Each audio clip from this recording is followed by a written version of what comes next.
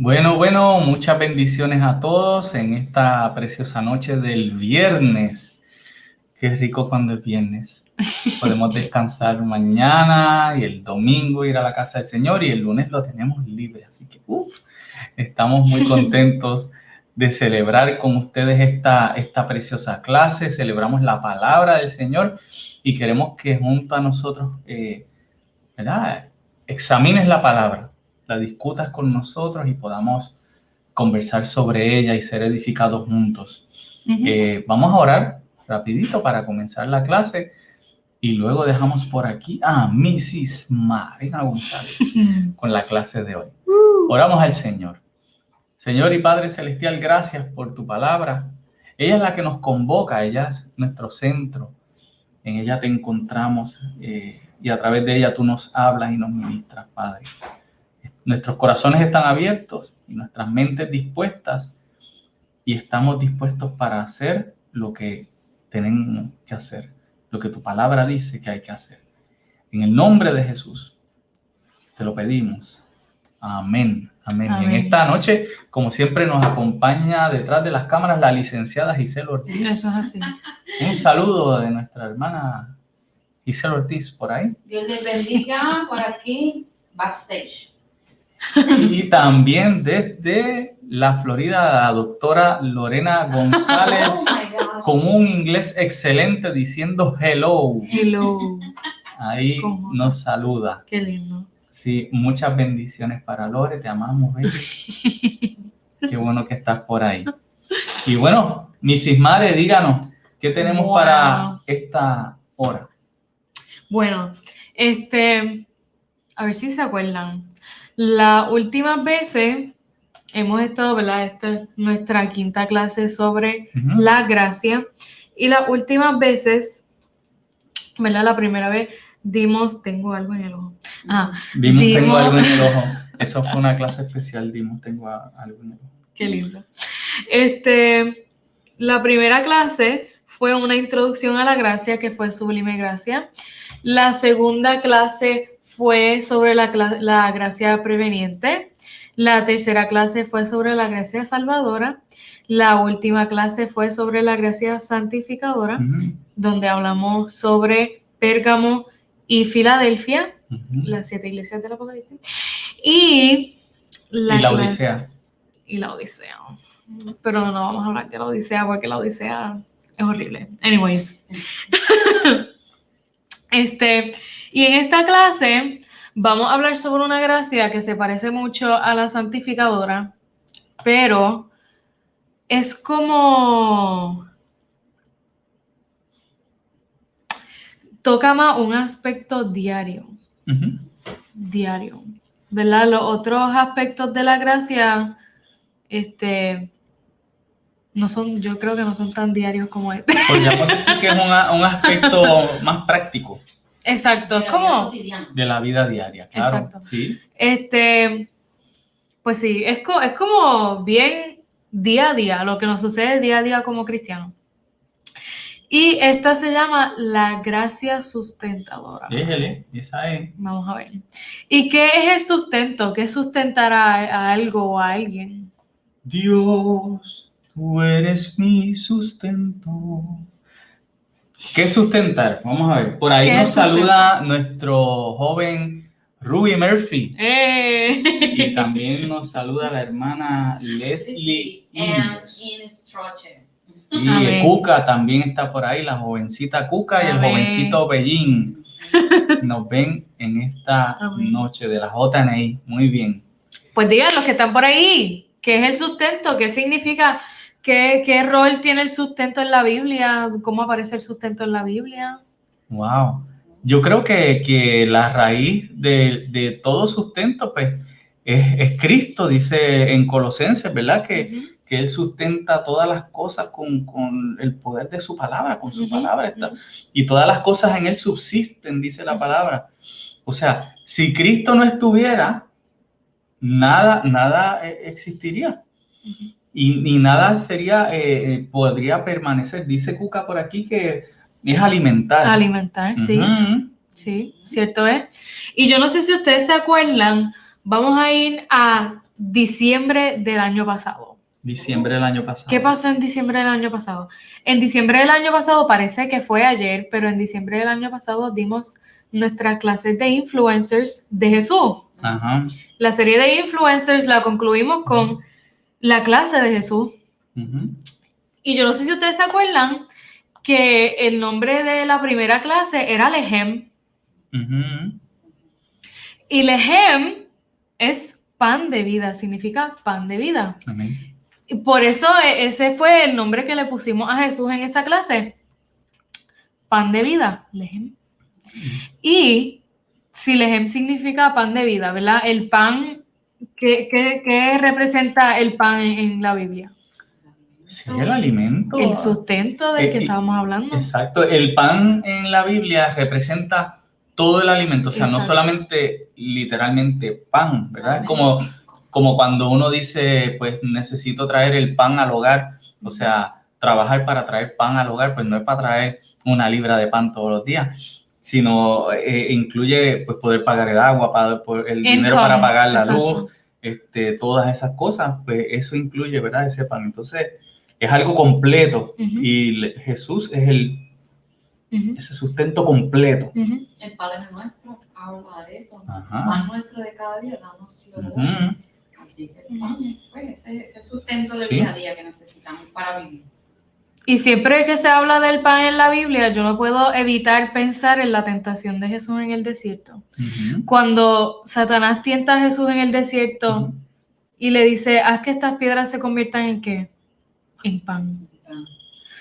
Y Jesús le dice, no solo de qué vivirá el hombre, No solo de pan vivirá el no hombre. solo de pan vivirá el hombre, sino de toda palabra que sale de boca de Dios. Ujú. O sea que no solamente de el todo vivirá el hombre, no solamente del dinero, de pagar el agua, de pagar la luz, de la comida, del aire acondicionado, de una cama, del techo, de la casa, no solamente de eso vivirá el hombre, sino de toda palabra que sale de Creo, boca. no sé si me equivoco, pero en Juan 4, en ese momento que se encuentra Jesús, encuentra a la mujer samaritana, la mujer del pozo, los apóstoles los discípulos van al pueblo a comprar comida y cuando regresan con el alimento, esperan que él como que se detenga de lo que está haciendo y coma. Y él le dice, mi comida y mi bebida es hacer la voluntad de mi Padre, ¿verdad? Qué cosa más brutal, o sea, ese es mi sustento. Entonces, mano, si ese es el sustento de Jesús, ¿cuál será nuestro sustento? ¿Nosotros podremos alimentarnos de otra cosa? Podemos alimentarnos de otra cosa, pero que sea bueno para nosotros. Que sea sustento. Es otra. Uh-huh. Otro Aparte 20. del mofongo. Aparte del mofongo, exacto. Exacto. Pero bueno, hoy vamos a hablar de la gracia que nos sustenta, la gracia que es el pan. Amén. Y la gracia que nos sustenta se puede definir como la gracia que nos habilita para hacer lo que Dios nos llama a hacer y para vivir vidas santas.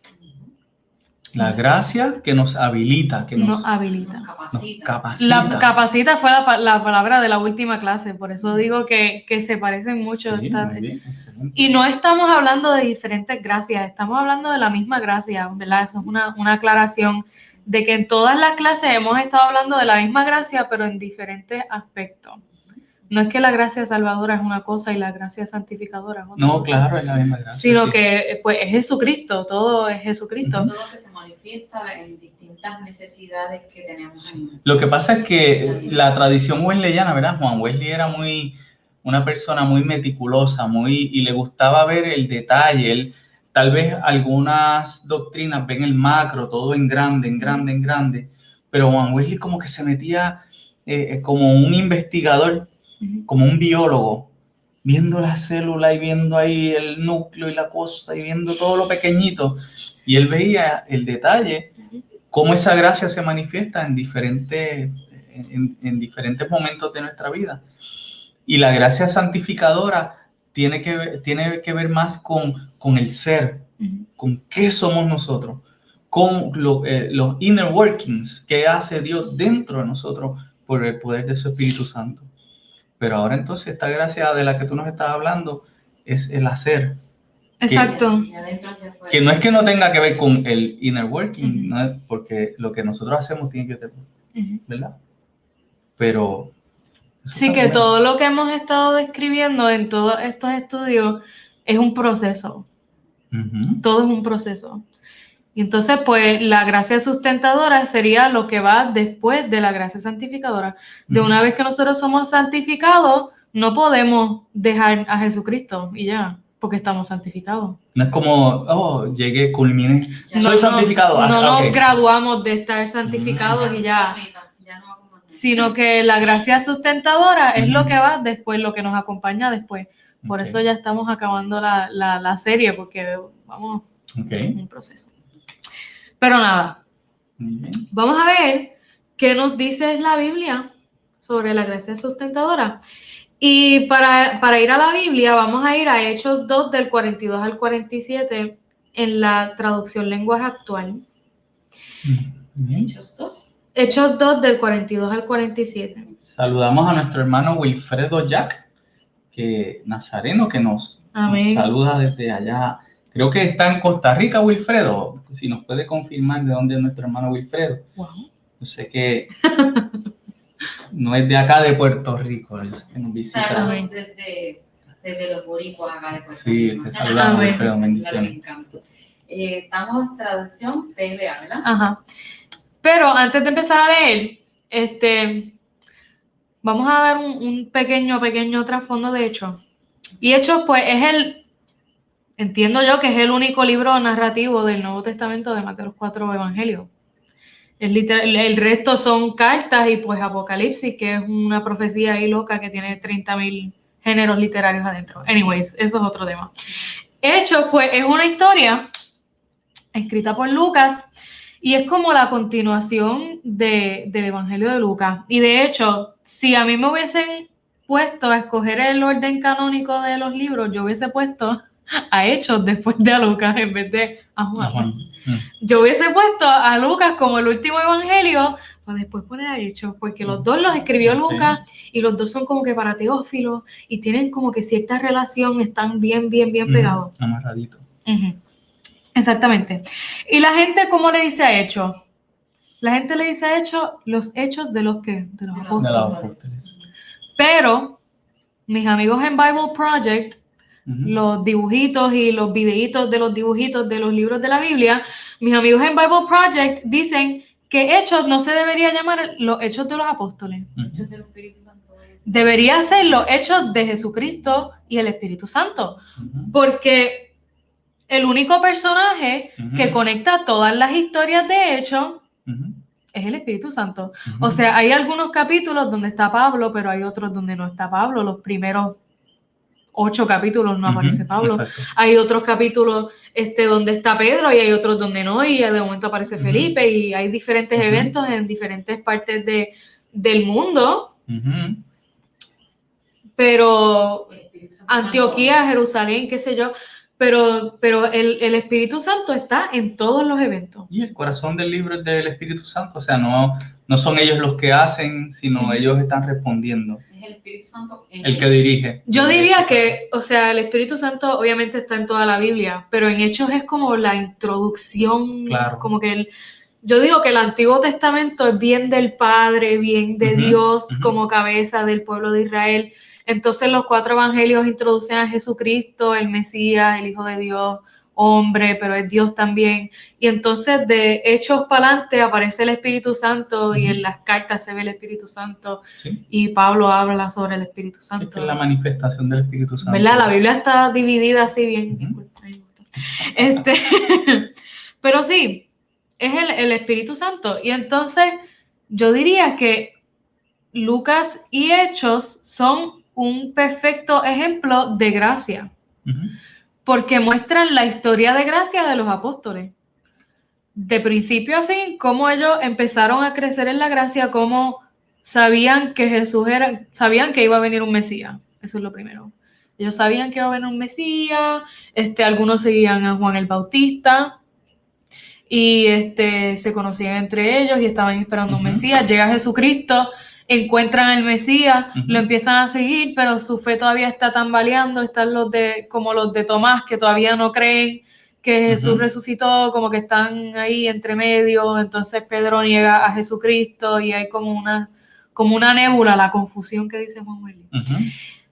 Y después Jesucristo asciende, que también aparece en Hechos 1, y vemos como los discípulos cambian, Ujú. hacen un shift, como que Jesús va al cielo y ellos empiezan a crecer y empiezan a actuar, empiezan a obedecer la gran comisión que les dejó Jesucristo. Y eso fue lo que hablamos en la clase de Vigila tu Lengua. No sé si se acuerdan que hablamos de Pedro y de cómo él le traicionó a Jesús y todo, pero cuando Jesús se fue al cielo y vino sobre él el Espíritu Santo, entonces él escribió las epístolas, Ujú. primera y segunda de Pedro, y maduró, y lo mismo con Juan, escribió el Apocalipsis, escribió las epístolas también. Y todos tienen un shift bien, bien exagerado, y eso es la gracia sustentadora. Muy bien. Y leyendo Hechos 2 del 42 al 47 dice así: y decidieron vivir como una gran familia, y cada día los apóstoles compartían con ellos las enseñanzas acerca de Dios y de Jesús, y también celebraban la cena del Señor y oraban juntos. Al ver los milagros y las maravillas que hacían los apóstoles, la gente se quedaba asombrada. Los seguidores de Jesús compartían unos con otros lo que tenían. Vendían sus propiedades y repartían el dinero entre todos. A cada uno le daban según lo que necesitaba. Además, todos los días iban al templo y celebraban la cena del Señor. Todos los días iban al templo Ujú. y celebraban la cena del Señor. Y compartían la comida con cariño y alegría. Juntos alababan a Dios y todos en la ciudad los querían. Cada día el Señor hacía que muchos creyeran en Él y se salvaran. De ese modo, el grupo de sus seguidores se iba haciendo cada vez más grande. Ujú. Y aquí leyendo esa porción, para darles un background de lo que está sucediendo, pues el Espíritu Santo se le acaba de presentar a los apóstoles recibieron el Espíritu Santo y ahí es donde ocurre el Pentecostés. Entonces, pues pasan una serie de eventos, salen las llamas de fuego, están hablando lenguas desconocidas y viene gente de todas partes del mundo y se dan cuenta que están hablando sus lenguas. Es un evento súper loco, súper crazy. De verdad que está brutal. Y entonces, después de que sucede esto, aparece esta perícopa donde Lucas describe lo que pasó con la iglesia, cómo la iglesia se fue formando después de eso. Ujú. Y dice aquí, en el primer versículo, que decidieron vivir como una gran familia y que cada día los apóstoles compartían con ellos la enseñanza acerca de Dios y de Jesús y también celebraban la cena del Señor y oraban juntos. Y leyendo, ¿verdad? Yo acá, leyendo los versículos del 42 al 47, podemos ver algo bien curioso. Y es que ¿verdad? En el libro de David Busick, él habla sobre los pecados capitales, lo que le dicen los 7 deadly sins en inglés. ¿Y cuáles son los pecados capitales? Los pecados capitales son la pereza, la ira, la soberbia, la gula, la lujuria, la avaricia y la envidia. Y entonces, David Busick los describe como los síntomas de un ataque cardíaco. Es una loquera. Él lo compara con eso. Sí, como las cosas que los síntomas que uno le dan cuando la salud de uno no está bien, las cosas que suceden para que la salud de uno no esté bien, para que su corazón empiece a fallar, pues él describe los 7 pecados capitales como eso, pero para la iglesia. Como que lo que podría causar un ataque cardíaco en la iglesia. O sea, que si esos 7 pecados se meten en la iglesia está teniendo un heart attack. Exacto, que si tú notas uno de estos pecados, o 2, o 3, o 4, o 5, o los 7, que entonces la iglesia está bajo peligro, e incluso el mismo ser humano no se tiene que ver ni como la iglesia en general. Ujú. Si tú mismo estás viendo que estás teniendo alguno de estos síntomas, O sea, que se pueden ver a nivel personal y a nivel de congregacional. iglesia. como todo lo que hemos hablado Claro. en estos estudios, Ujú, todo se ujú. puede ver congregacional o personal. Ok. Y el primero es la pereza. Y pues la pereza yo diría que es uno de los pecados que se va más desapercibido. ¿Verdad? La pereza es la indiferencia a la injusticia que hay en el mundo, la indiferencia a lo que está sucediendo en la iglesia, a responsabilidad, ya sea familiar, espiritual, física, laboral, matrimonial. Cualquiera de esas responsabilidades, si tú te sientes indiferente sobre ellas y si las empiezas a ignorar por tu comodidad y porque yo estoy bien y porque ese no es mi problema, todo eso es pereza, mi gente. Vagancia en buen español. En Vagancia. buen boricua. Vagancia. Vagancia, el saber que uno está capacitado para hacer muchas cosas y negarse a hacerlas, privar a la Ujú. iglesia de esas capacidades que yo tengo. Eso es pereza. Precisamente. Y otra que me llamó mucho la atención, ¿verdad? No las vamos a cubrir las 7 porque nos extenderíamos mucho, pero otra que me llamó mucho la atención es la soberbia. Y la soberbia Ujú. es la exaltarse a uno mismo, Ujú. el pride, Ujú. el valorarse a uno mismo por encima de todo el Ujú. mundo, y yo estoy brutal, y yo soy la última Coca-Cola del desierto. Ujú. Hay un texto que lo describe. Tener un más alto concepto de uno mismo que el que uno debe tener. Eso lo dice Pablo, sí, es verdad. Ujú. Eso es verdad. Pablo dice, Eso es Romanos 12. no me acuerdo, pero él lo dice varias veces. Recuerdo que yo creo que en Segunda de Corintios, o no me acuerdo si es Colosenses, que él dice que no te sientas más brutal de lo que tú eres porque no eres tan importante. Así mismo lo dice. O sea, no te creas que eres tan importante porque de verdad que no lo eres. No eres tan importante. Sí, el orgullo es el primer pecado, ¿verdad? De Adán y Eva. Ujú.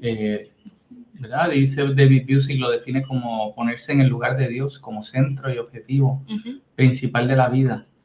Entonces, pues, te niegas a verte como criatura y te ves entonces como Dios. Y eso lo vemos todos los días, Ujú. ¿verdad? La arrogancia, eso tiene, ¿cómo es? Va degenerando en arrogancia, en rebeldía y trae, ¿verdad? Otro montón de cosas. Y eso yo lo veo, ¿verdad? Todos los días. Y ¿verdad? Aquellos que trabajamos, que estamos afuera, trabajamos con público, vemos esa degeneración, cómo la gente pues viene, ¿verdad? Altanera, rebelde, no quieren hacer caso, no siguen las normas, no quieren someterse a nada, no respetan, y lo vemos desde generaciones, desde los chiquitos, vemos cómo los padres a veces inculcan eso Ujú. en los propios hijos, de que no se sometan a nada, de que nadie les diga nada, de que, ¿verdad? Nadie les ponga reglas ni límites. Ujú. Y entonces pues estamos criando pequeñas personas que se creen dioses desde los 5 años. Exactamente. Y el tercero, Está en Romanos 12:3. Romanos 12. Y el tercero que me llama la atención, que después los vamos a ver en Hechos 2, en lo que estábamos leyendo, es la avaricia. Y la avaricia se trata de acumular extravagancia, acumular cosas caras, acumular poder, acumular cosas que apunten a su beneficio todo el tiempo y no querer compartir. Y de las 3 que vamos a mencionar, que es la soberbia, la pereza y la avaricia es la que vamos a relacionar más con Hechos 2. ¿Por qué? Vamos a explicar por qué. En Hechos 2, del 42 al 47, ¿verdad? En el versículo 42 dice, y cada día los apóstoles compartían con ellos la enseñanza acerca de Dios y de Jesús, y también celebraban la cena del Señor y oraban juntos. O sea, varias veces en este pasaje se menciona el compartir. O sea, la iglesia, a pesar de estar siendo perseguida, estaba en un lugar muy bueno. Dice la palabra que 3,000 personas se unieron a la iglesia ese día y que el Señor siguió añadiendo gente después de eso y hubo un avivamiento bien grande. O sea que la iglesia estaba en un buen lugar, tenía mucha gente, había mucha gente que quería trabajar, había mucha gente que quería ir a otros lugares a esparcir la palabra de Dios, ¿verdad? No todo era malo en la persecución, aunque la persecución estaba ahí a todo él, la iglesia también estaba ahí. La iglesia también estaba metiendo, tú sabes, power. Estaban metiendo power. Y lo más que se menciona es que los seguidores de Jesús compartían lo que tenían, eran personas generosas, ¿verdad? Aunque estaban en un buen lugar, y probablemente había mucha gente aportando, a lo mejor económicamente, había mucha gente apoyando a la iglesia. Ellos no se quedaron con esas cosas. Ellos nunca decidieron quedarse con esas cosas, sino que querían compartir, ¿verdad? Digo nunca en este pasaje, después más adelante otras cosas pasan. Pero ellos estaban compartiendo con la comunidad, estaban siendo generosos. Y esto fue porque la gracia sustentadora los estaba haciendo crecer. O sea, la iglesia en este punto reconocía que estas riquezas no eran lo que les daba valor, sino la gracia de Jesucristo, ¿verdad? Y si tenían la gracia de Jesucristo, pues podían dar a otros no solamente cosas materiales, no solamente dinero, no solamente comida, sino que podían dar gracia a otras personas. Sí, los comentaristas, ¿verdad? Están de acuerdo que este momento de este compartir tan pleno, porque era un compartir, vamos a decir, pues que ellos decidieron, mira, necesitamos echar este proyecto de iglesia hacia adelante. No podemos dejar a nadie en el camino, tenemos que hacer esto. Pero fue un evento único, ¿verdad? Que sí, la iglesia continuó teniendo programas de ayuda a las viudas, programas de alimentos, ofrendas para los necesitados. Pero ese proyecto inicial fue como cuando un bebé nace y toma el calostro del seno materno, ¿verdad? Que es esa leche especial que solamente sale al principio de la maternidad. Pues así mismo la iglesia se desbordó ofrendando, dando de sus bienes, y no fue que se convirtió necesariamente en un prototipo de lo que se debía hacer después de que todo el mundo venda sus casas, ¿verdad? Porque no lo hacemos hoy en día. Pero la iglesia hizo lo necesario para que la iglesia misma echara hacia adelante, que nadie se quedara sin su bendición, que nadie se quedara con hambre, que nadie se quedara necesitado. Y también venían unos días de hambre hacia Jerusalén, que se estaban ¿verdad? Acercando, y la iglesia necesitaba cuidar a la iglesia. Fue un proyecto muy especial, pero imagínate si hubieran sido avaros. La iglesia no hubiera echado hacia adelante. O si hubiesen sido perezosos. Si vamos a empezar con los discípulos. Si Pedro hubiese dicho, mira, yo me voy del aposento alto, yo como que no quiero estar aquí. Estoy cansado. Estoy explotado. Esto es mucho trabajo. Para colmo Jesús se fue. Para colmo Jesús se fue, para colmo, nos dejó aquí. Eso es lo primero. Y yo fui allá abajo ayer y estoy cansado, me duelen las piernas, yo no voy para el aposento alto. Si ellos hubiesen puesto sus comodidades por encima de la misión de Jesucristo, si Pablo mismo, que va varios capítulos después, si Pablo mismo hubiese puesto, mira, yo soy un fariseo, yo tengo mi dinero, yo tengo mi vida establecida ya, yo estoy brutal, yo no necesito nada, yo me quedo donde estoy. Si él hubiese puesto esas comodidades por encima del llamado de Jesucristo, ¿qué hubiese sido de la iglesia?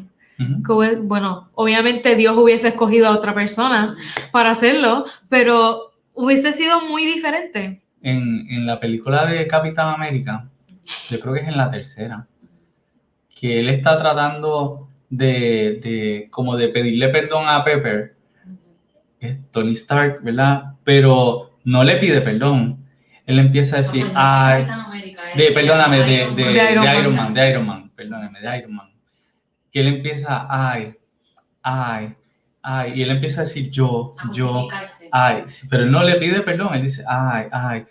Y ella dice, si tú dices ay una vez más, si tú dices yo una vez más, te digo que te voy a dar con esto por la cabeza. O sea, porque él no está tratando de conquistarla a ella, tratando de enamorarla y de pedirle perdón, pero no lo hace. Él empieza, todo se trata de sí, porque él es egocéntrico, entonces pues, aunque no tiene un mal corazón, pero su vida está hacia adentro, hacia él. Y él es el centro de todas las cosas, y lo vemos, ¿verdad? Su personaje es así. Y él dice, si tú dices, one more time, I'm gonna hit you. O sea, te voy a meter caliente. Así que, ¿verdad? Como dice Mariana, si Pedro o Pablo hubieran sido el centro de la iglesia, ellos se hubieran visto como el centro de atracción de todas las cosas, pues hubiéramos tenido una iglesia muy flaca, muy débil, que no hubiera permanecido hasta el día de hoy. Sí, o sea, todos los discípulos pudieron haber dicho que no, cualquiera de ellos. Y aún cuando Jesús los llamó, Mateo pudo haber dicho, mira, yo me quedo cobrando impuestos, yo estoy bien económicamente, la gente me rechaza, pero yo tengo mis chavos, yo me sigo robando los chavos de la gente. Juan lo hubiesen podido votar para Patmos, y él, mira, a mí me torturaron, me tiraron para acá, ¿tú te crees que yo voy a escribir algo más sobre Dios? ¿Tú te crees que yo voy a...? Me quito, engancho los guantes. O sea, ellos pudieron haberlo hecho, pero la gracia va por encima de la pereza cuando se trata de los apóstoles. Bien brutal. Y con mucha gente en la Biblia, con mucha gente en la Biblia. Y el tercero es la soberbia. La soberbia se ve aquí en alguna parte. ¿Ustedes ven algún hint de soberbia en este pasaje? De hecho, capítulo 2. Para nada. O sea, la iglesia no se estaba poniendo a ellos mismos por encima de la sociedad. No estaban siendo altaneros. O sea, al contrario, dice aquí que eran buenos ciudadanos, que la gente los quería, la gente los amaba, ellos estaban al mismo nivel que la gente, ellos querían ayudar, querían atraer personas a la iglesia, querían formar una familia. Así que se tiraron lo mismo que hizo Jesús, tirarse al nivel de nosotros. No ser como nosotros, pero tirarse al nivel de nosotros, ¿me entienden? Sí. Y ese es nuestro trabajo como iglesia. Yo he visto, ¿verdad? Y es lamentable, personas que por ser tal vez cristianos o por ser líderes en alguna iglesia o por ser pastores, he visto en algún momento cómo pueden maltratar a otros porque dicen que son hijos de Dios y entienden que tienen unos derechos también por encima de otras personas, o derechos de que los atiendan primero, de que los atiendan mejor que a otros, de que le den algo mejor, o derechos, ¿verdad? Piensan que tienen unos derechos que realmente la Biblia nunca le da a nadie por encima de otro, ¿verdad? La palabra dice que no, cuando hagas juicio, dice en el Pentateuco, dice, cuando hagas juicio no favorecerás al pobre por ser pobre, pero tampoco vas a favorecer al rico por ser rico. O sea, uno ni el otro tienen derechos, por lo que hay es justicia para todos, ¿verdad? Y misericordia para todos también, igual. No hay más misericordia para unos por ser pastores o por ser líderes, sino que la iglesia estaba toda en el mismo bote de todo el mundo. No se creían mejores. Al contrario, dice Pablo, que te veas a ti como inferior a los demás. como servidores de los demás. Y Jesús dijo, si alguien quiere ser grande, sea el siervo de los demás. Ujú. O sea, no hay forma de hacerlo, No hay espacio para soberbia en la iglesia, ¿no? El mismo para orgullo. Pablo, ¿verdad? Vamos a citar a Pablo aquí como 20 veces. El mismo Pablo dice que cuando estamos en Cristo y cuando somos una familia en Cristo, ya no hay ni rico ni pobre, ni esclavo ni libre, ni hombre ni mujer, Ujú. sino que ahora todos somos igual. Y la gente, mira, haciendo aclaración, la gente coge ese versículo para justificar la homosexualidad y los transgender y la vaina y el LGBTQIA, whatever, ABCD, EFG, HIJ, KLMNP. Ujú. Escogen ese versículo para... Ujú. Pero eso no es lo que está diciendo Pablo. No. Pablo lo que está diciendo es que, mira, para ese tiempo el hombre y la mujer tenían unos estatus sociales bien diferentes. Ujú. Y a las mujeres se les requería unas cosas y a los hombres se les requería otras cosas. Ujú. Y las mujeres en la iglesia tenían que estar... Ujú. Y los hombres, ¿verdad? Ellos tenían Lo que enseñaban. el patriarchy. Ujú. Pero Pablo lo que está diciendo es que todos somos iguales en el Señor. Ujú. Todos somos de Cristo. Cuando estamos en la iglesia, todos somos de Cristo y todos estamos al mismo nivel y todos tenemos que obedecer a Cristo y todos tenemos que cumplir la ley de Cristo, que es la ley del amor. Eso es lo que está diciendo. Eso es así. O sea que no hay espacio para la soberbia. Dignos de la misma misericordia. No hay. Ni en la vida personal de uno, ni en la iglesia. Porque si está en la vida Ujú. personal de uno, lo vamos a llevar para la iglesia también. Ujú. Y somos miembros de la iglesia. Eso es así. ¿Y qué es la iglesia, verdad? Tanto que hemos hablado de la iglesia. Díganme ahí en los comentarios. Quiero respuestas creativas. Díganme algo de la iglesia que yo nunca haya escuchado en mi vida. Su perspectiva de la iglesia, ¿cuál es? ¿Cómo ustedes ven a la iglesia? Es la familia más linda que hay. Eso es lo primero que dice Hechos 2. Eso es lo primero que dice Hechos 2. Dice que ellos decidieron vivir como una ¿qué? Una gran familia. Eso es lo primero que dice. Ujú. Pastor, ¿cómo usted ve a la iglesia? Ay, Dios mío. La iglesia yo la veo como un organismo ahí vivo que trabaja, está conectado, ¿verdad? Todos conectados, aunque no tenemos la misma sangre, pero sí tenemos la misma sangre, la sangre de Cristo, ¿verdad? Ujú. Pero, ¿cómo es? Venimos de diferentes backgrounds, de diferentes mentalidades, con diferentes crianzas, Cultura. sí, pero tenemos un mismo fin y eso lo hace maravilloso para mí. Eso es como vamos a unirnos a hacer esto Ujú. y tenemos el mismo Padre y tenemos la misma creencia y tenemos las mismas metas y eso es poderosísimo. A mí me pasó cuando uno ve las películas de los Avengers, Ujú. que uno ve como que casi siempre empiezan, especialmente la película de Endgame Ujú.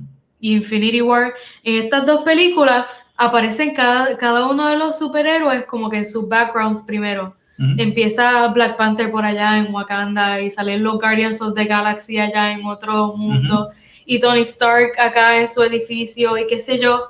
Y todos vienen como que de diferentes backgrounds, pero el fin de todo es matar a Thanos. Ujú.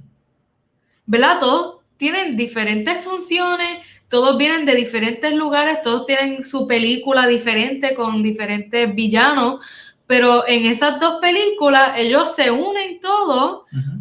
para derrotar a una misma persona. Ujú. Una misión. Exactamente. Y siempre que hablamos de la iglesia, pues eso es lo que a mí me viene a la mente. Ujú. Personas de lo mismo que tú dijiste, de diferentes backgrounds, personas de diferentes culturas, todas unidas para una Ujú. misma misión. Y siempre me viene a la mente Efesios 2, la descripción que da Pablo de que la iglesia es una casa, un edificio. Para mí eso es para pelos. Y yo no sé si cuando hemos ido a la Asamblea General es lo más cercano, qué sé yo, que yo he podido ver al cielo, vamos a decir, Ujú. que tú ves gente de todas partes del mundo, personas que hacen esfuerzos diferentes para estar allí, que hablan diferentes idiomas, diferentes vestimentas, diferentes culturas. Eso está brutal. Y qué sé yo, uno va por los pasillos y todo el mundo va saludándose y todo el mundo ¿sabe? Y hay gozo por ver a otros hermanos y nos sentimos una gran familia y en el culto adoramos todos juntos, un culto de 15,000 personas, 10,000 personas.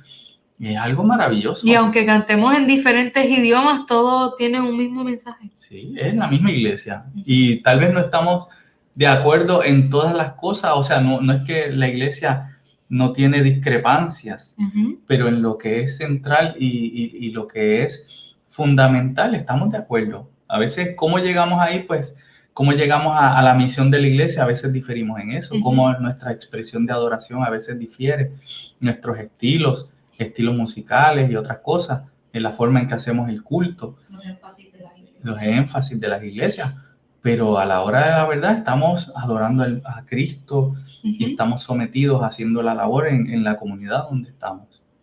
Y es una comunidad donde todos somos necesarios, como hemos hablado en otras clases, que en la descripción de Pablo de la iglesia como un edificio, todos somos una piedrita. Y tú vienes a ver, ok, todos somos una piedrita y Cristo es la piedra angular.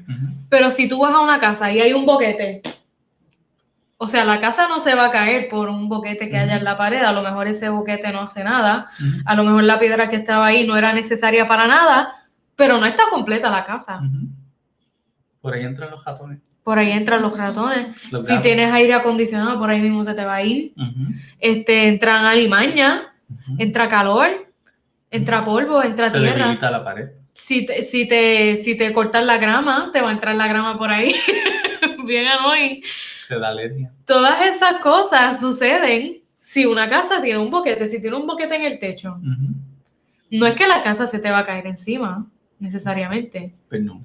Pero esa piedra que estaba ahí era necesaria para que la iglesia estuviera completa. Y así mismo es la iglesia como la familia de Dios. Exacto. Así mismo. Y la iglesia es parte de la gracia sustentadora. O sea, la iglesia, como me estaba diciendo mami ahorita, la iglesia se puede ver como un medio de gracia. Y Cristo mismo es un medio de gracia. La Biblia es un medio de gracia. El bautismo, la Santa Cena, todas estas cosas son medios de gracia que nos ayudan a fortalecer nuestra vida y nos ayudan a, ¿verdad? La gracia sustentadora. Por eso estábamos hablando que era una cosa cotidiana, porque nos ayuda en el día a día a vivir una vida fortalecida en el Señor. Pues eso es como uno no come una vez al día o una vez a la semana, uno come 3 veces al día, hace 2 o 3 meriendas, dependiendo, toma agua y uno no solamente come comida, sino uno toma líquidos, come frutas, ¿verdad? O sea, el sustento nuestro viene de diferentes áreas, no viene de una sola fuente, sino que buena alimentación, pero también nos tenemos que bañar bien, tenemos que tener un buen aseo, tenemos que hacer ejercicio, tenemos que ejercitar nuestra mente, tener descanso, dormir. Mientras dormimos no comemos, pero el dormir es alimento también, o sea, nos sustenta. Entonces, pues, ¿verdad? El Señor nos ha dado medios de gracia que son outlets, ¿verdad? De gracia para nosotros conectarnos y tener una salud balanceada espiritualmente, ¿verdad? De ahí el Señor nos alimenta y Él nos ha dado diferentes actividades, diferentes ejercicios que hacemos para estar saludables, para estar bien alimentados. Es una nutrición balanceada. Como en los alimentos uno no puede estar comiendo todos los días lo mismo. Pollo, pero no vas a tener... Bueno, si es por mí, pero... no vas a tener otras vitaminas y proteínas que tienen otras carnes o los vegetales o las frutas. Hay que comer balanceado para estar bien nutrido. Si una iglesia tiene solamente una sola cosa, pues está desnutrida. Si no es balanceada, si todos los miembros de la iglesia no aportan su vitamina, pues la iglesia está desnutrida, desbalanceada. ¿Sí? Cuando una sola persona es la que enseña en la iglesia, o un solo pastor es el que predica, ¿verdad? Una sola persona es la que trabaja, la que hace la escuela bíblica, hace pues nosotros nos limitamos grandemente en la nutrición de la iglesia. Entonces, una iglesia desnutrida, ¿verdad? Y entonces, o si estamos en un solo sector, los adultos son los que lo hacen todo. Un ejemplo. De los jóvenes para abajo, nadie hace nada. Nos perdemos toda esa vitalidad, esa visión de los jóvenes, de los niños, y así, ¿verdad? Por el estilo. O si los niños lo hicieran todo y los jóvenes y adultos no hicieran nada, imagínese usted. No, porque nos encantan los niños, la iglesia es de los niños predican el domingo, los niños hacen cánticos, y los niños están en la puerta, y los niños reciben a la gente, dime tú. Y los adultos no hacen nada. Sería, ¿verdad? Una iglesia bien loca. Tal vez con mucha energía y todo corriendo para aquí y para allá. Todo hyper. Pero pues, tal vez los cultos serían bien cortitos, de 15 minutos, algo así. Y nos perdemos entonces la otra parte. ¿Verdad? O si los hombres lo hicieran todo y las mujeres no hicieran nada, o si todo lo hicieran las mujeres nada más y los hombres no aportaran nada. Exactamente, y todas esas cosas son, aunque la iglesia es algo, pues obviamente congregacional, es un medio de gracia porque nos afecta a nosotros individualmente como personas. O sea, usted lo crea o no, usted se tiene que congregar. Porque hay cosas que suceden en la iglesia que no van a suceder cuando tú estás adorando al Señor solo. Asimismo, como hay cosas que suceden cuando uno está en la intimidad con el Señor que no suceden cuando uno está en la iglesia. Podemos decir que hay una gracia que uno recibe en la soledad y hay una gracia que uno recibe en la comunidad, ¿verdad? No sé si vas a comentar algo de estas cosas. Sí, unos puntos, cosas importantes que no pueden faltar en una iglesia, ¿verdad? Partes vitales de la iglesia, y pues yo diría partes vitales de... Yo diría que, ¿verdad? Para verlo más personal, en la vida del cristiano. Eso era lo que iba a decir. Como que en la iglesia y también en nuestra vida. En la vida del cristiano. Si todo cristiano lo tiene, la iglesia lo va a tener. Nosotros somos la iglesia, no una pared, sino la congregación. Exacto. Lo primero es orar juntos, suplir las necesidades de los demás, asistir al templo. Asistir al templo, mi gente. I cannot stress that enough. No puedo darle más atención a ese punto. Lo importante que es congregarse. Jesús nos manda a congregarnos. Mira, Pedro no iba a poder hacer todo. O sea, la iglesia no pudo haber sido como es hoy si todo lo hiciera Pedro. Si Pedro tuviera un ministerio solo. O si Pablo tuviera su ministerio solo. Mira, Pablo estaba con Marcos, Pablo estaba con Pedro, Pablo estaba con Bernabé, Pablo estaba con Timoteo, con Tito, con Filemón, con tal. Tenía grupo, tenía un equipo, tenía un staff. El tipo tenía un staff, un equipo de trabajo. Y todas las iglesias lo tenían. Y todas las iglesias lo deben tener. Pero si uno no asiste al templo, pues ¿quién lo va a hacer? ¿Quién va a hacer el equipo de trabajo? No se pueden dejar a los líderes solos. Se los digo desde el punto de vista de una líder de la iglesia y de alguien que ha sido liderada también por otro. El crecer en la iglesia es necesario, el asistir al templo es necesario. Mira, las primeras semanas de la pandemia, cuando estábamos dando los cultos aquí, nosotros 4, desde Facebook Live, fue una bendición, pero no es lo mismo que ir al templo. Mira, el primer día que fuimos al templo, yo por poco lloro. El primer día que vimos a Ariel, a Kevin, a Jessie, a Jolie, a Blanquita, esos primeros días, uno se dio cuenta de lo necesaria que es la iglesia después de estar tan lejos todo el tiempo. No hay nada como ir a la iglesia, no hay nada como asistir al templo. El reunirnos, ¿verdad? Es un mandato, o sea, no... El guardar el día del Señor incluye el mandato de reunión, o sea, no, esto como que, ¿verdad? Hemos querido, como que no, pues yo me reúno en casa. No, la reunión es el grupo de la iglesia, o sea, es el cuerpo de Cristo. El cuerpo de Cristo, en los países como Corea del Norte, la gente son arrestados por reunirse. Hacen lo que sea, arriesgan su vida por ir a casa de otra persona a reunirse a orar y estudiar la palabra. O sea, es así de importante es la reunión. Y cuando vemos en el libro de los Hechos, decía cuántas veces habla de la reunión, cuántas veces habla del culto unidos, de que estaban unidos discutiendo la palabra, cantando. ¿Cuántas veces habla en la palabra de que Jesús estaba con sus apóstoles unidos? O sea, es una pequeña iglesia. Ese es el germen de la iglesia. Cuando Jesús subió al cielo, lo primero que dijo fue: reúnanse. Exacto. Salgan de aquí ahora. Yo voy para allá arriba y ustedes van A allá reunirse. para el aposento. Ajá, que reúnanse a orar. No era mirarse las caras y jugar brisca. Era a orar, a adorar, a alabar, a esperar que descendiera el Espíritu Santo sobre ellos, no es la pajaría ni a dormir. Y todas esas cosas, esas actividades que se hacen en la iglesia, la oración es para el cristiano, ¿verdad? La oración solo y en comunidad es un medio de gracia. La lectura bíblica solo y en comunidad es un medio de gracia. El cántico, la Santa Cena, el bautismo, todo esto son medios de gracia que Dios nos bendice, Dios nos da en medio de esas actividades. Y mientras más las hacemos, más salud tenemos, más saludables somos.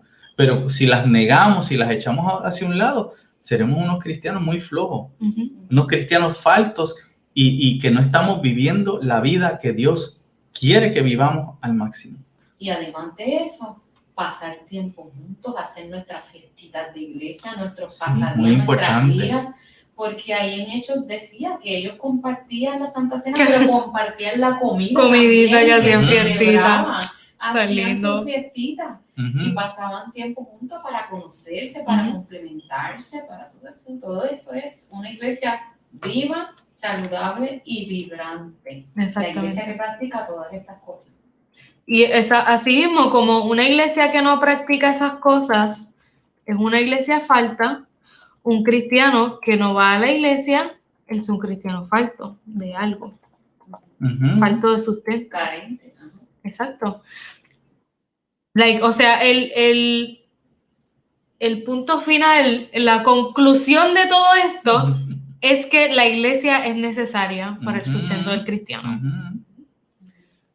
O sea, el Señor es el sustento del cristiano, pero dentro del amor del Señor y de la gracia sustentadora hay otros factores. Y están los medios de gracia, que es lo que acabamos de hablar. Así que, en conclusión, la gracia es sublime, nos busca, nos salva, nos santifica y nos sustenta, que es lo de hoy. Nos sustenta a través de la iglesia. Sí. Y ese sustento nos permite vivir y crecer. Y eso quiere decir que debemos ayudarnos unos a otros con amor, mi gente, con amor. Y el reto de esta noche, para concluir, es que busca qué puedes hacer en la iglesia. Busca. Empieza a buscar, órale al Señor, pídele al Señor el counseling que necesites, el consejo que necesites para descubrir cuál es tu función en la iglesia. ¿Tú tienes una función en la iglesia? Puedes tener hasta más de una.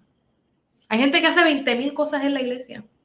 Y sí, tenemos responsabilidades fuera de la iglesia, tenemos estudios, tenemos trabajos seculares, tenemos familia, pero el Señor llama a gente ocupada. Entiéndelo. El Señor llamó a Pedro. Pedro tenía un business. Juan, Jacobo, Pedro y Andrés tenían un business. Tenían un negocio bien montado con los pescaditos y los barcos. Ellos estaban chilling. Mateo tenía su business. Pablo tenía su business. Abraham tenía su business. Pablo hacía carpas, ¿era que decía Pablo? Pablo construía carpa. Tenía su business, todo el mundo tenía su business en la Biblia. En la Biblia Dios nunca llamó a alguien que estuviera haciendo nada ahí. No. Todos tenían Todos estaban trabajando. Su trabajo. Pero eso no es excusa, mi gente. No es excusa que yo trabajo los 7 días de la semana, que si yo estudio 1000 horas a la semana. Mira, Una vez Pero quiero con modernidad. yo hablé con, ¿verdad? Le comentaba a unos hermanos que empiece lo mínimo que tú puedes hacer. No tienes que hacer grandes cosas. ¿Qué es lo mínimo que en este momento tú puedes hacer? Pero hacer no es pensar, es hacer. Exacto. No es pensar en hacer. No es tener la ¿Qué es intención. lo más sencillo y lo más básico que para ti tal vez es lo más grande, pero es lo mínimo que tú puedes hacer? Tal vez puede ser dar una llamada a alguien, Ujú. tal vez leerle un texto a alguien, tal vez lo mínimo que tú dices, mira, yo podría dar una escuela bíblica, pues, ¿sabes? Tal vez puedo cantar, Ujú. tal vez puedo escribir un poema, Ujú. tal vez puedo ir a la iglesia y abrir la ventana o cerrarla, pero lo mínimo que tú puedas hacer, hazlo, Ujú. por sencillo parezca. Ujú. Pastor, yo me ofrezco a recibir la gente en la puerta. Yo me ofrezco a, en todos los cultos, darle una vuelta por el parking, echarle un ojo a los carros. Un ejemplo, qué sé yo. Pastor, yo me ofrezco a pintar un salón. Me ofrezco a orar por la iglesia todos los lunes. O qué sé yo, ¿qué es lo mínimo que tú puedas hacer por la iglesia? Ujú. Para el servicio al Señor. Yo me ofrezco a dar, qué sé yo, mi tiempo para esto, para una tutoría, lo que sea. ¿Qué es lo mínimo que tú puedes hacer? Pero y si cada uno hiciera algo, Ujú. una vez que tú pones las manos en el arado, quieres hacer más No puedes y mirar empiezas atrás. a recibir y empiezas a ver cosas grandes y a descubrir tus talentos y empiezas al Señor a llevarte por otras direcciones cuando tú vienes a ver. Me hiciste acordar una de nuestras primeras hermanas que se convirtió cuando abrimos la obra de nuestra iglesia. En ese momento ella no sabía hacer nada porque era recién convertida y me acuerdo que nos dijo, yo no sé hacer nada, pastor, pero dame la llave de la iglesia que yo voy a limpiar la iglesia. Uh-huh. Y eso salió de ella, nadie se lo pidió, pero ella cuando se convirtió entendió que ella tenía que tener que hacer algo en la iglesia. Y ella llegaba a los cultos temprano. Uh-huh. Esa fue Lizzy, si Mariana no se dio a acordar de eso porque estábamos más niñas. Y Lizzy cogía la llave del templo, llegaba más temprano que todo el mundo en los cultos y ella limpiaba la casita violeta, que fue uno de nuestros primeros templos. Y ahí tú ves, ¿verdad? Ese primer amor de ese recién convertido, y ahí Lizzy siguió creciendo como la espuma en la iglesia y dio unos pasos agigantados, y hoy día es la líder que es, ¿verdad?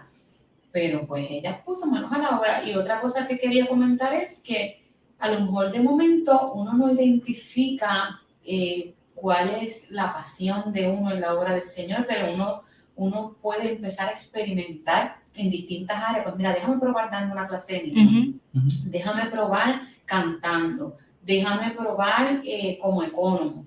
Y uno va probando hasta que uno llega a un punto que uno dice, aquí llegué, esto es lo que me da trabajo, pero me apasiona, me gusta, me estoy embarazando, pero me lo disfruto. Pues ahí llegaste a tu ministerio. Bien. Sí, o sea, ¿usted cree que a mí me gustaba dar escuela bíblica? ¿Usted cree que yo dije un día, pastor, yo quiero dar una escuela bíblica? No.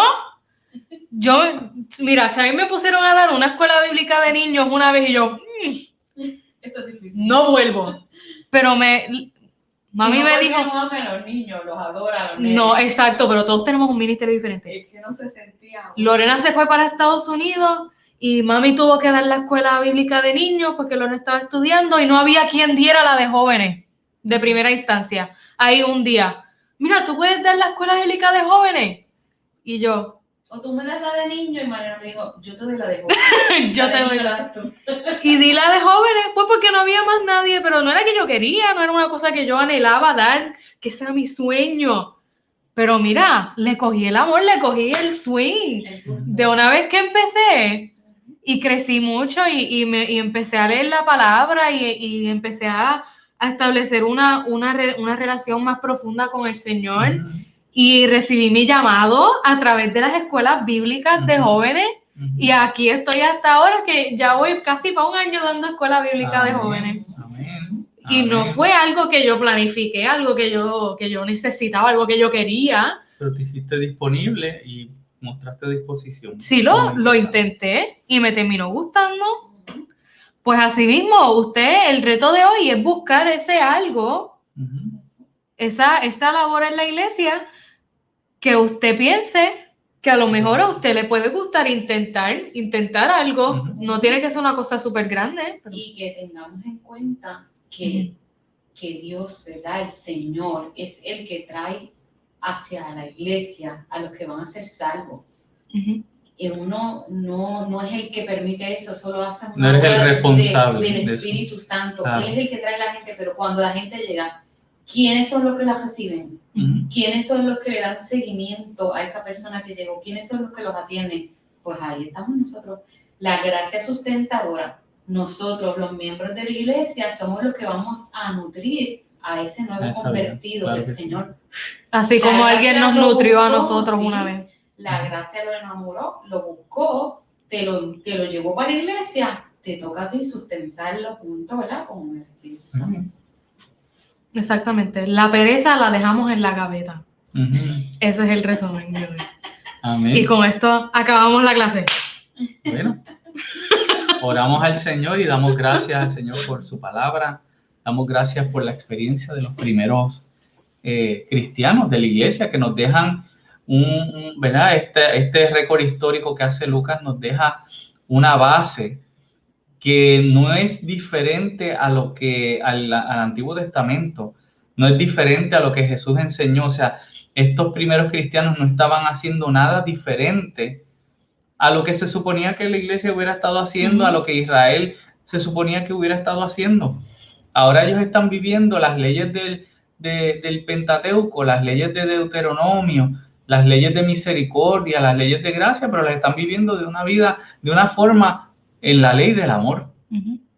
La compasión, la misericordia, el servicio, el darse al Señor plenamente, en vez de haber un sacrificio, pues era la entrega de su cuerpo como ¿verdad? Para sacrificio vivo, para bendecir a otros, ¿verdad? Así que no fue que ellos hicieron algo completamente diferente y desconectado, sino estaban viviendo la palabra al máximo. Y nosotros estamos llamados a eso. Nosotros estamos llamados a vivir la palabra al máximo, a hacer palabra viva en medio de un mundo que se pierde. Vamos a orar en esta hora. Amén. Y damos gracias y les invitamos a que trabaje en su iglesia. No se pierda esa bendición usted de trabajar. No se pierda la bendición de crecer junto a los hermanos, de orar. Lea la palabra, busque, deje las excusas y busque al Señor. Crezca en la palabra, crezca en la oración. Cante al Señor en su casa. Bendiga su nombre. Júntese con los hermanos y déle gloria al nombre del Señor. Oramos ahora. Señor y Padre Celestial, en esta hora te adoramos, Señor.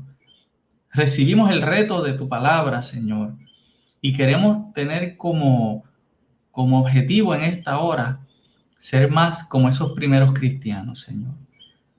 Ser más como ellos, celebrar juntos cada día en tu casa, buscar formas para bendecir a otros y dejar que otros nos bendigan también.